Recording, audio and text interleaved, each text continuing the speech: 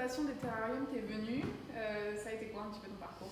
Eh bien écoute, ça a été une promenade un jour dans une rue de Paris et je suis tombée sur un magasin de terrarium et en fait j'ai adoré, j'ai demandé ça à mon anniversaire.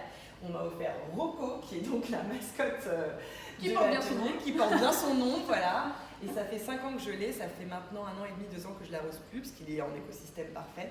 Et voilà, j'ai eu un coup de cœur et je me suis dit j'ai envie de faire ça quoi.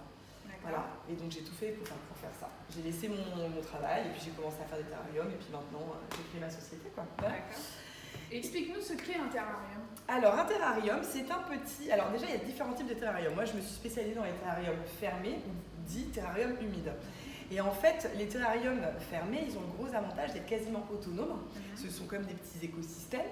Et du coup, ce qui se passe dans un terrarium fermé, c'est qu'il recycle son air, son oxygène, et il recycle son eau. Donc grâce au phénomène de photosynthèse, les plantes, grâce à la lumière naturelle, fabriquent leur oxygène. Cet oxygène, elle le réaspire, elle le réabsorbe en permanence, et, ce qui va permettre de vivre. Et puis l'eau, c'est la même chose. Moi, je les arrose quand je les fabrique. Et donc cette eau va condenser, enfin ils vont respirer comme nous, ils respirent, ils dégagent de la vapeur d'eau. Cette vapeur d'eau, elle va condenser sur les parois et elle va couler le long des parois pour réalimenter la terre en eau. Donc en fait, elle dégage de l'eau, elle la réabsorbe, elle dégage de l'eau, elle la réabsorbe. Donc on est dans un circuit fermé d'air et d'eau. Et du coup, on a besoin d'arroser un terrarium qu'1 à 2 fois par an. Ah, c'est génial. Voilà, donc c'est super pratique. C'est un petit monde, un petit jardin qui vit tout seul. Voilà, d'accord. Voilà. D'accord. Et concernant l'entretien des terrariums? Alors voilà, donc une fois qu'on a fabriqué son terrarium, qu'on l'a acheté, l'entretien c'est très facile. Donc on l'arrose 1 à 2 fois par an. Quand on l'arrose, en général, c'est au pied des plantes ou sur les petites pierres. Voilà. Les quantités d'eau sont assez réduites puisque pour un terrarium comme ça, il faut compter à peu près un demi-verre d'eau. Enfin, comme tu vois, un verre à moutarde, par exemple, un demi-verre d'eau jusqu'à voire 3/4 de verre d'eau. Ce qu'il faut faire aussi, c'est lorsque les plantes, les feuilles poussent, parce que les feuilles vont pousser, on les taille avec une petite paire de ciseaux. Ça pareil, hein, la croissance des plantes est réduite en terrarium.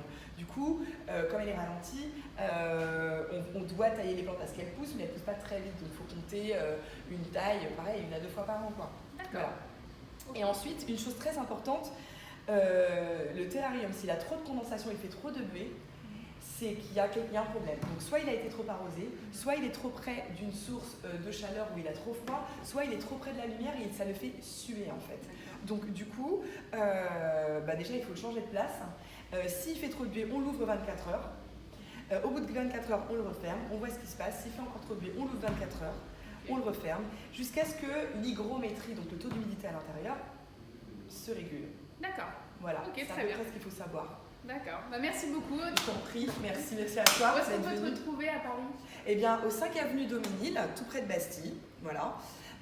Et je suis dans un atelier sous les arches qui sont situées sous la coulée verte. Voilà. Et si vous voulez effectuer des ateliers comme moi ce matin, si vous suivez, contactez Aude, je vais vous mettre les coordonnées en bas de Voilà, ça me fera très plaisir que vous fassiez un atelier avec moi. Et pour ceux qui n'ont pas envie de mettre la main dans la terre mais qui ont envie d'avoir un terrarium, je les vends aussi sur place. Voilà.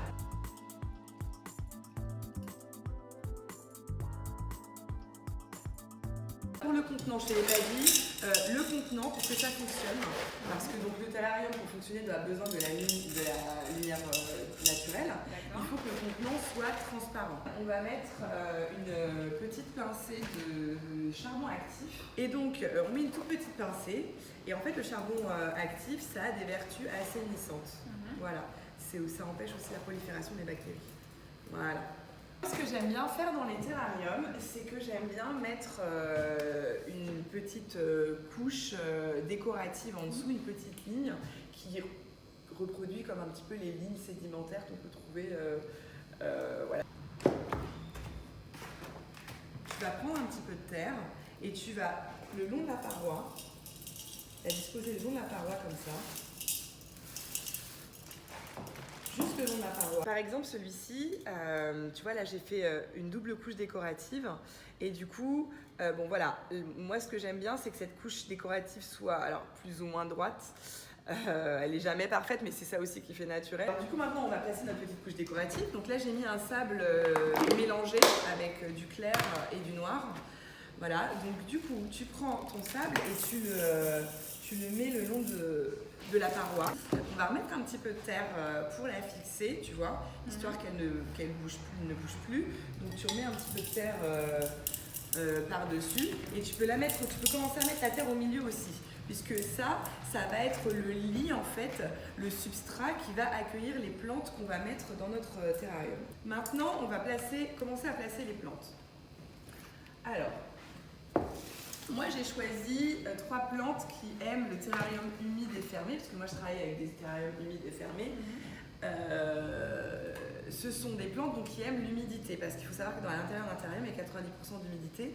Si tu mets des plantes qui n'aiment pas l'humidité ou le climat humide tropical, ces plantes-là ne vont pas tenir en terrarium fermé. Du coup, là, moi, j'ai pris un Asparagus plumosus, qui aime bien l'humidité.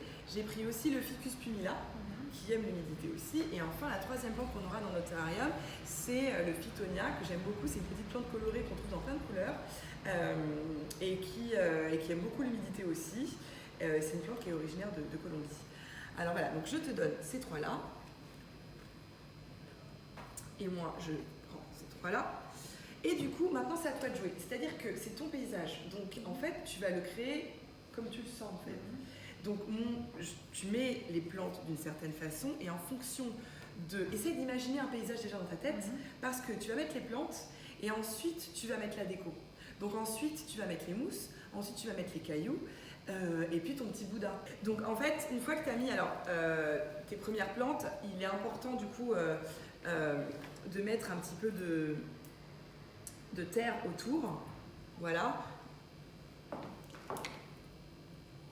Très important, la mousse ne doit pas toucher les plantes.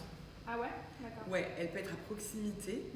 Surtout les tiges en fait, il faut qu'elles soient à proximité mais pas à côté pas collées aux plantes parce que en fait la mousse regorge d'eau et d'humidité et elle risque de les faire pourrir. Donc tu peux les mettre à côté mais il faut toujours que tu sépares avec du sable ou avec des petits cailloux.